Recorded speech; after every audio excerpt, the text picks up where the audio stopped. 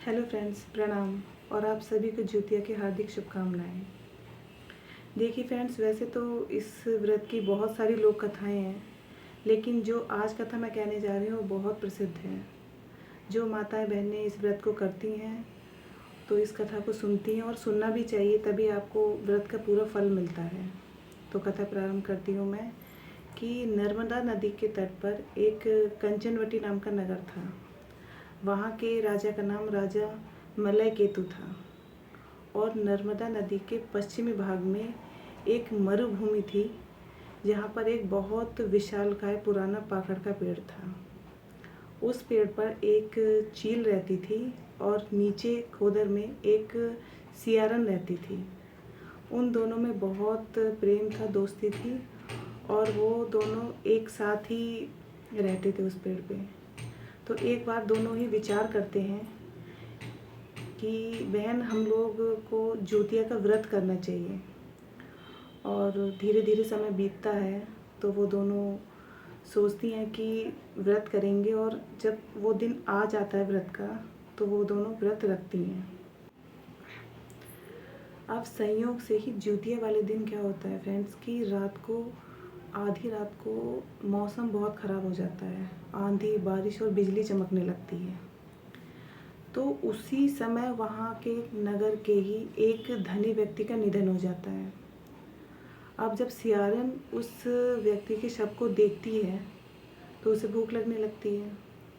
वो क्या करती है, उसके शव को उठाकर और अपने पाखड़ के पेड़ के नीचे लाके रख लेती है और उसको खाने लगती है।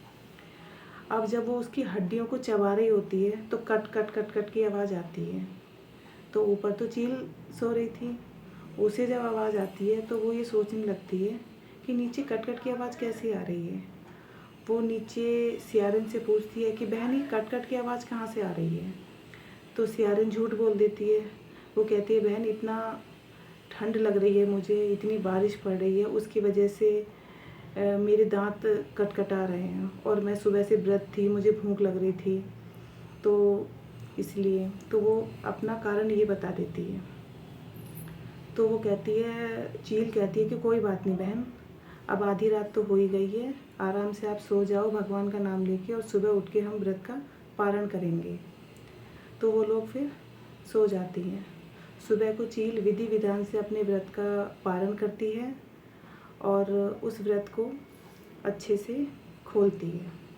धीरे धीरे समय बीतता गया और दोनों की उम्र हो गई, और वो दोनों जब मर गईं तो उन दोनों का ही जन्म एक ब्राह्मण परिवार में होता है। उस ब्राह्मण का नाम होता है भास्कर।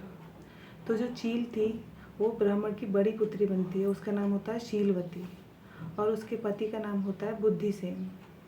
और जो सियारन थी वो ब्राह्मण की छोटी बेटी बनती है, उसका नाम होता है कपरावती।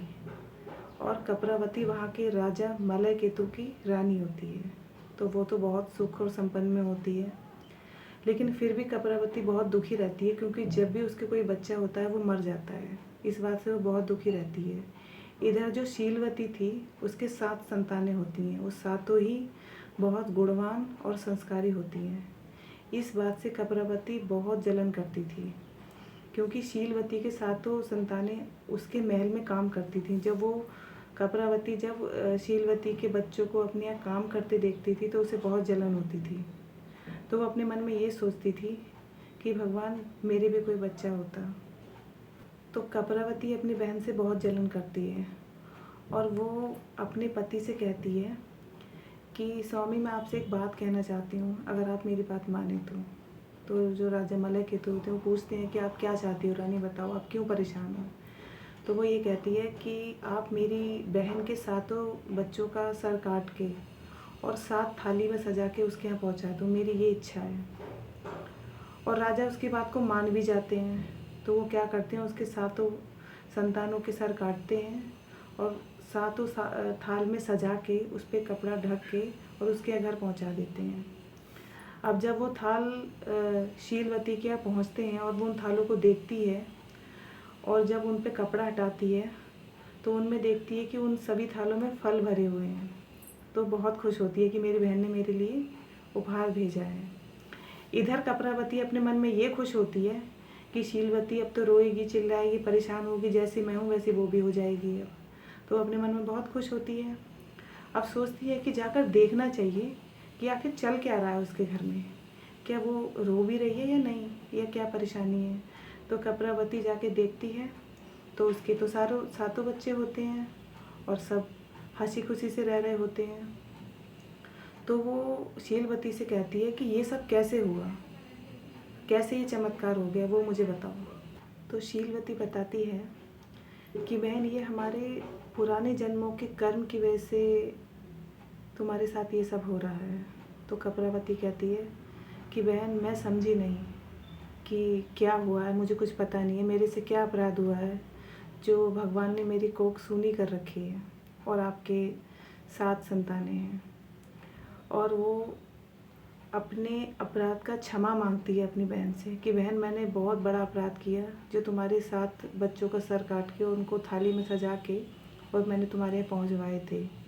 लेकिन ये चमत्कार देख के कि तुम्हारे 7 बच्चे जीवित हैं, चमत्कार देख के और मैं अचंभे में रह गई कि आखिर ये कैसे हुआ चमत्कार। तो शीलवती बताती है ये चमत्कार सब जीतवान बाबा की कृपा से हुआ है। तो कपरावती कहती है कि मुझे भी उनके बारे में बताइए। तो जीतवान बाबा की कृपा से शीलवती को पुनर्जन्म का याद आ जाता है।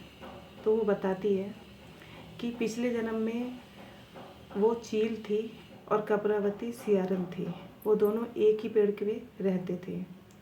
तो जब वो लोग जिउतिया का व्रत रखते हैं तो सियारन आधी रात को ही शव को खा लेती है, जिसकी वजह से उसका व्रत भंग हो जाता है और उसको श्राप मिल जाता है।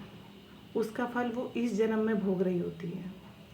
तो शीलवती कपरावती से बोलती है कि बहन, अब की बार जब भी जिउतिया आए आप विधि विधान से व्रत रखो और आपके साथ सब सही होगा। देखना, आपकी सूनी गोद भर जाएगी और बाबा सब पे कृपा करेंगे। तो वो दोनों बहनें जब वो समय आता है व्रत रखती हैं तो कपरावती के संतान होती है और वो बहुत ही ज़्यादा लंबे समय तक सुख समृद्धि से भर जाते हैं। उन लोगों के साथ जीतवान बाबा ने कृपा करी और उन लोगों को फल मिला, वो लंबी आयु जिए, सुख समृद्धि से रहे। ऐसे ही मैं हर किसी के लिए प्रार्थना करूँगी, जितनी माताएं बहनें व्रत रख रही हैं, जिनके बच्चे हैं वो दीर्घायु रहे, संपन्न रहे, और जिनकी गोद अभी भरी नहीं है भगवान उनको भी गोद भरे और वो लोग भी व्रत रखें और सुख समृद्धि से रहें। आप सभी को इस त्योहार की बहुत बहुत शुभकामनाएं। धन्यवाद।